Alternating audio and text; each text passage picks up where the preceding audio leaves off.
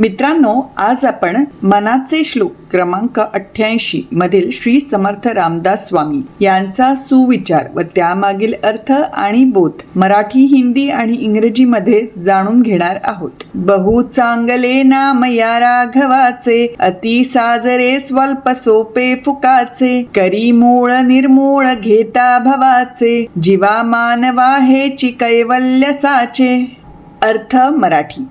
या श्लोकात रामदास स्वामीने मनाने कसे आचरण करावे याबद्दल सांगितले आहे. राम नाम हे अत्यंत चांगले आहे. राम नाम अतिशय सुंदर असून घेण्यासही छोटे, सोपे आणि बिनखर्चाचे आहे. संसार रूपी भवसागराचे जे मूळ आहे त्याला मुळासकट उखडून टाकण्याचं सामर्थ्य नामात आहे. मानवी जीवाला या नामाद्वारेच मोक्ष प्राप्ती होते.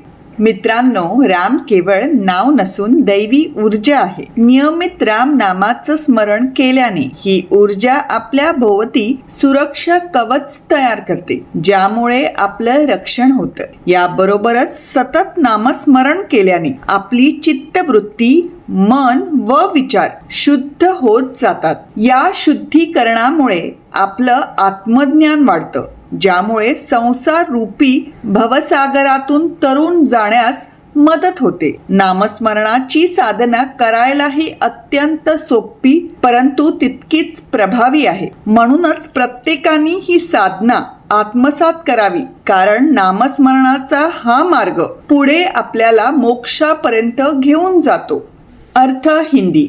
इस श्लोक में रामदास स्वामी जी ने मन को कैसा आचरण करना चाहिए इसके बारे में बताया है कि राम नाम बहुत श्रेष्ठ और उत्तम है. यह नाम बहुत सुंदर, छोटा, याद रखने में आसान और बिना किसी मूल्य के प्राप्त होने वाला है.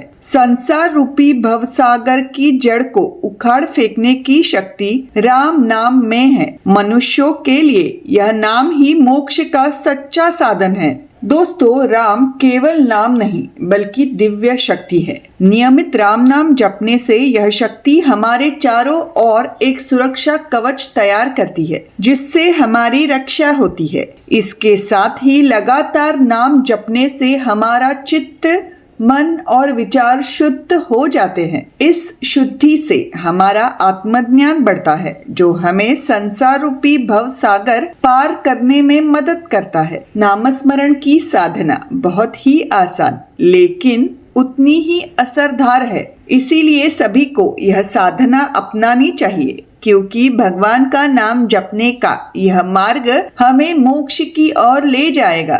अर्थ English. In this shloka, Ramdas Swamiji has talked about how the mind should behave. He says, the name of Ram is excellent and supreme. The name of Ram is exceedingly beautiful, and it is also short, simple and cost-free to recite. It possesses the power to uproot the very foundation of the ocean of worldly existence. For human beings, this very name is true means of salvation. Friends, Ram is not merely a name but a divine power. Regularly chanting the name of Ram creates a protective shield around us, thereby safeguarding us. Furthermore, the continuous chanting of the name purifies our consciousness, mind, and thoughts.